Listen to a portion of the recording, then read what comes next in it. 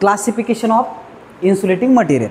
Okay, तर या अगोदर आपण काय बघितलं, कंडक्टिंग मटेरियल बघितलं, त्याच्यानंतर सेमीकंडक्टर मटेरियल बघितलं. आता आपण बघतोय इन्सुलेटिंग मटेरियल. इन्सुलेटिंग मटेरियल हे ते मटेरियल आहे की ज्यामधून करंट फ्लो होत नाही, त्या मटेरियलला इन्सुलेटिंग मटेरियल असं म्हणतो.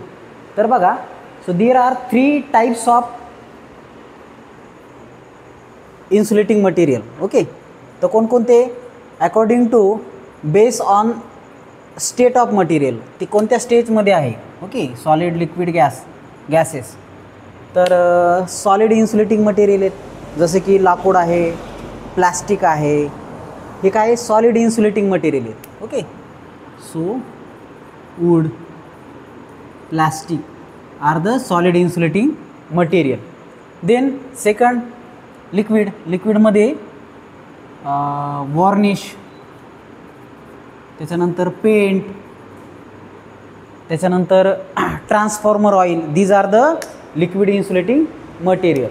त्याच्यानंतर gases, all gases are generally insulating material. त्याच्यामध्ये O2 आहे, तुमचा नायट्रोजन गॅस आहे किंवा हायड्रोजन गॅस आहे. तर हे सगळे काय आहे, insulating material, gases type of insulating material. तर on the basis of state of material. Okay, तर चला नेक्स्ट आहे thermal stability. According to thermal stability there are various types of insulating material. Okay, तर ते आपण डिटेलमध्ये बघणार आहेत. त्याच्यानंतर आपण बघू depend on the nature, organic आणि इनऑर्गॅनिक. जर समजा त्या मटेरियलमध्ये ऑर्गॅनिक पार्ट असेल तर त्याला आपण काय म्हणू, ऑर्गॅनिक इन्सुलेटिंग मटेरियल म्हणू. आणि त्या मटेरियलमध्ये जर इनऑर्गॅनिक पार्ट असेल, ओके, तर त्याला आपण काय म्हणू, inorganic type of insulating material. तर generally up to 150 degree Celsius organic type of insulating material आपण वापरतो. आणि त्यापेक्षा जास्त जर टेम्परेचर विथस्टँड कॅपॅसिटीची गरज असेल तर तिथं आपण इनऑर्गॅनिक टाईप ऑफ इन्सुलेटिंग मटेरियलचा वापर करतो. ओके, आता सगळ्यात महत्त्वाचं आहे हा पार्ट, थर्मल स्टॅबिलिटी. ओके, तर depending on thermal stability there are following types of insulating material.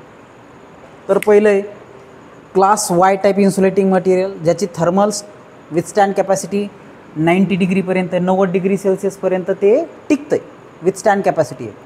तर त्याच्यामध्ये कॉटन, सिल्क, पेपर हे इन्सुलेटिंग मटेरियल आहेत. त्याच्यानंतर class A type insulating material, ज्याची thermal withstand capacity 105 degree celsius आहे, 105 डिग्रीपर्यंत ते टिकतं आहे. आणि त्याच्यामध्ये कॉटन, सिल्क, पेपर हेच आहे, पण इम्प्रेग्नेटेड विथ रेझिन किंवा इमर्ज इन ऑइल, अशा पद्धतीनं हेच मटेरियल आहेत की जे 105 डिग्री सेल्सिअसपर्यंत टिकतील. त्याच्यानंतर class E type insulating material आहे, त्याची टेम्परेचर विथस्टँड कॅपॅसिटी किती आहे, 120 डिग्री आहे. आणि याच्यामध्ये आपण synthetic resin, cotton and paper laminated with formaldehyde bonding, okay, अशा पद्धतीचं मटेरियल आहे. त्याच्यानंतर class B type of insulating material आहे, ज्याची विथस्टँड कॅपॅसिटी किती आहे, 130. तर याच्यामध्ये मिका, ग्लास फायबर, ॲस्बेस्टोस हे मटेरियल आहे. त्याच्यानंतर क्लास एफ, याच्यामध्ये टेम्परेचर विथस्टँड कॅपॅसिटी किती आहे, 155 डिग्री सेल्सिअस आहे. आणि याच्यामध्ये laminates of mica, glass fibre हे मटेरियल आपण इन्सुलेटिंग मटेरियल म्हणून वापरतो. त्याच्यानंतर class H type of insulating material आहे, तर ते 180 डिग्री सेल्सिअसपर्यंत आपण विथस्टँड करू शकतो. याच्यामध्ये silicone rubber, silicone with suitable bounding material, तर हे बाइंडिंग मटेरियल याच्यासोबत मिक्स केलं की class H type of insulating material बनतं आहे. नेक्स्ट आहे class C type insulating material, 180 डिग्रीपेक्षा जास्त टेम्परेचर विथस्टँड कॅपॅसिटीवाले जे भारी मटेरियल आहेत त्याला आपण काय म्हणतो, class C type of insulating material. तर याच्यामध्ये ceramic, glass, quartz without binders, तर हे हायली इन्सुलेटिंग मटेरियल आपण क्लास सीमध्ये वापरतो. तर बघा, हे इन्सुलेटिंग मटेरियल तुम्ही लक्षात कसं ठेवायचं, तर यासाठी एक स्टेटमेंट आहे, you all engineer best for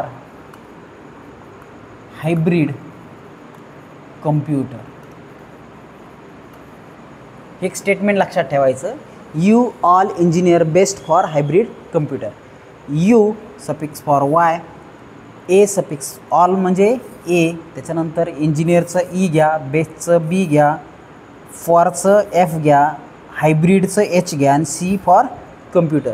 you all engineer best for hybrid computer हे स्टेटमेंट लक्षात ठेवा आणि त्याच्यावरून थर्मल क्लासिफिकेशन तुमच्या लक्षात राहील.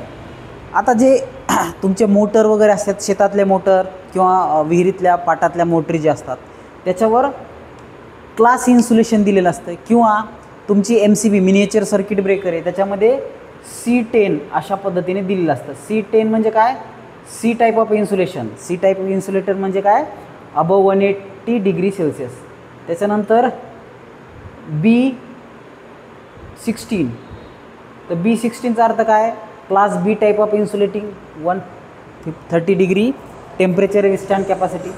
आणि 60 म्हणजे काय? हे करंट हँडलिंग कॅपॅसिटी असते MCBमध्ये तरी. ओके, तर हा क्लास तिथं आपण टेम्परेचर याच्यामध्ये नाही इंडिकेट करत, ह्या क्लासमध्ये इंडिकेट करत असतो. तर हे लक्षात बी कसं ठेवायचं?